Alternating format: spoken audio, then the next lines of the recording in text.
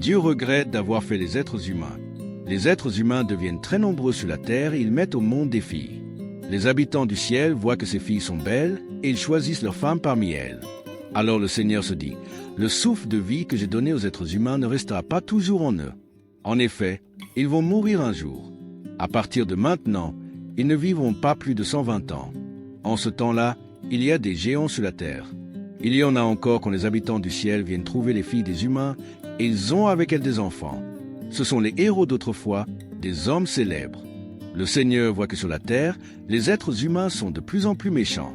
Et toute la journée, dans leur cœur, ils ne pensent qu'à faire le mal.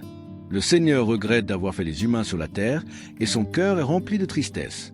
Le Seigneur se dit, je vais faire disparaître de la terre les humains que j'ai créés, les grands animaux, les petites bêtes et même les oiseaux.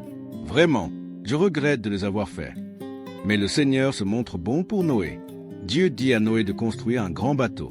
Voici l'histoire de Noé. Noé est le père de 3 fils, Sem, Cham et Japheth. Parmi les hommes de son époque, Noé est un homme juste. Il fait ce qui plaît à Dieu. Il suit le chemin de Dieu. Mais aux yeux de Dieu, les habitants de la terre sont pourris. Le monde est rempli de violence. Dieu regarde la terre. Il voit qu'elle est pourrie. En effet, tous les habitants se conduisent très mal. Alors Dieu dit à Noé, « J'ai décidé d'en finir avec les humains. Le monde est rempli de violence à cause d'eux. Je vais donc les détruire avec la terre. Construis pour toi une sorte de grand bateau en bois solide. À l'intérieur, tu le diviseras en plusieurs parties. Tu le couvriras de goudron à l'intérieur et à l'extérieur. Voici comment tu feras ce bateau. Il devra avoir 150 mètres de long, 25 mètres de large et 15 mètres de haut. Tu le couvriras d'un toit et tu laisseras 50 cm entre le toit et les côtés du bateau. Tu mettras la porte du bateau sur le côté. Tu feras 3 étages.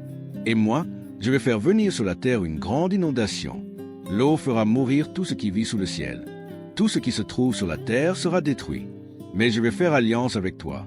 Tu entreras dans le bateau, toi, tes fils, ta femme et les femmes de tes fils avec toi. Tu devras faire entrer aussi dans le bateau un couple de chaque espèce vivante, un mâle et une femelle, pour les garder en vie avec toi. 2 animaux de chaque espèce, oiseaux, grands animaux et petites bêtes, viendront avec toi pour rester en vie. Et toi, prends toutes sortes de nourriture, mets-la de côté. Ainsi vous aurez ce qu'il faut pour manger, eux et toi. Noé obéit. Il fait exactement ce que Dieu lui a commandé. Noé entre dans le bateau avec sa famille. Le Seigneur dit à Noé, « Entre dans le bateau avec ta famille.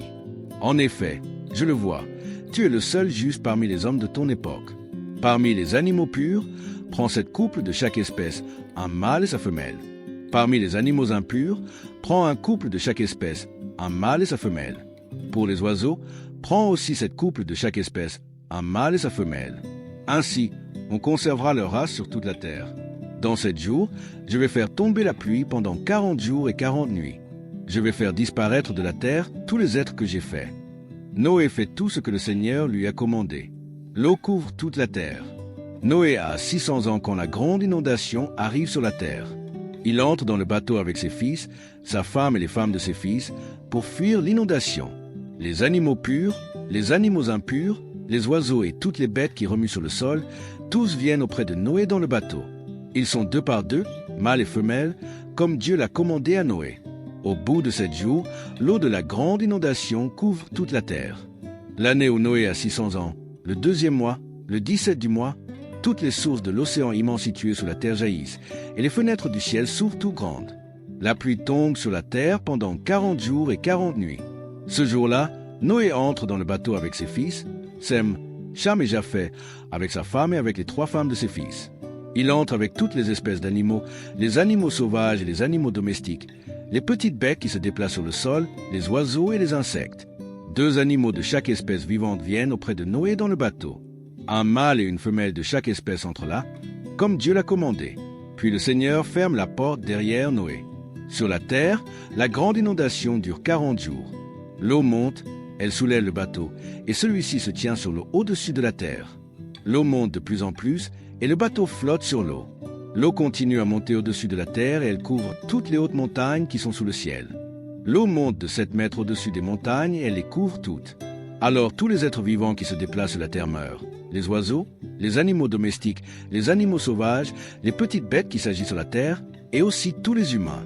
Tous les êtres vivants qui ont un souffle de vie et qui vivent sur la terre solide meurent. Ainsi, le Seigneur fait disparaître de la terre tout ce qui vit, les êtres humains, les grands animaux, les petites bêtes et même les oiseaux. Ils disparaissent de la terre. Il reste seulement Noé et ceux qui sont avec lui dans le bateau. Noé et sa famille sortent du bateau. L'eau monte au-dessus de la terre pendant 150 jours. Dieu se souvient de Noé, de toutes les bêtes et de tous les grands animaux qui sont avec lui dans le bateau. Dieu fait souffler un vent sur la terre et l'eau commence à baisser. Les sources d'eau sous la terre ne coulent plus et les fenêtres du ciel se ferment. La pluie s'arrête et l'eau quitte la terre petit à petit. Le 7e mois, le 17e jour du mois, le bateau se pose sur les montagnes de l'Ararat. L'eau baisse jusqu'au 10e mois. Le 1er jour de ce mois, on voit apparaître les sommets des montagnes. Noé avait fait une fenêtre dans le bateau. Au bout de 40 jours, il ouvre la fenêtre. Il envoie un corbeau dehors. Celui-ci sort, s'en va et revient plusieurs fois. Il attend que l'eau sèche sur la terre. Puis Noé envoie une colombe dehors. Il veut voir si l'eau a baissé. Mais la colombe ne trouve pas d'endroit où poser ses pattes. L'eau couvre encore toute la terre. Alors elle revient vers le bateau, auprès de Noé. Noé tend la main, il prend la colombe et il la fait rentrer dans le bateau. Noé attend encore 7 jours. Puis il envoie de nouveau la colombe dehors. Vers le soir, elle revient auprès de Noé. Dans son bec, elle tient une jeune tige d'olivier. Ainsi Noé sait que l'eau a baissé sur la terre. Il attend encore 7 jours et il envoie la colombe dehors. Mais elle ne revient plus. Quand Noé a 601 ans, le 1er jour du 1er mois, il n'y a plus d'eau sur la terre. Noé enlève le toit du bateau. Il regarde dehors. La surface de la terre est sèche. Le 2e mois, le 27e jour de ce mois, la terre est complètement sèche. Dieu dit à Noé, « Sors du bateau, toi, ta femme, tes fils et les femmes de tes fils. Fais sortir aussi toutes les espèces d'animaux qui sont avec toi. Tous les oiseaux, tous les grands animaux et toutes les petites bêtes qui se déplacent sur le sol. Qu'ils remplissent la terre, qu'ils fassent des petits et deviennent nombreux. » Alors Noé sort avec ses fils, sa femme et les femmes de ses fils. Tous les animaux, toutes les petites bêtes, tous les oiseaux, tout ce qui se déplace sur le sol, sortent du bateau par famille. Noé construit un autel pour le Seigneur. Parmi les grands animaux et parmi les oiseaux qui sont purs, il prend une bête de chaque espèce. Puis il les brûle entièrement sur l'autel en sacrifice pour le Seigneur. Le Seigneur respire la bonne odeur du sacrifice et il dit dans son cœur, « Maintenant, je ne maudirai plus le sol à cause des humains. C'est vrai, leur cœur désire faire le mal dès leur jeunesse. Mais je ne détruirai plus tout ce qui est vivant, comme je viens de le faire. Tant que la terre durera, on sèmera et on récoltera. Il fera froid, il fera chaud. Il y aura la mauvaise saison, il y aura la belle saison. Il fera jour, il fera nuit. Ce sera toujours ainsi.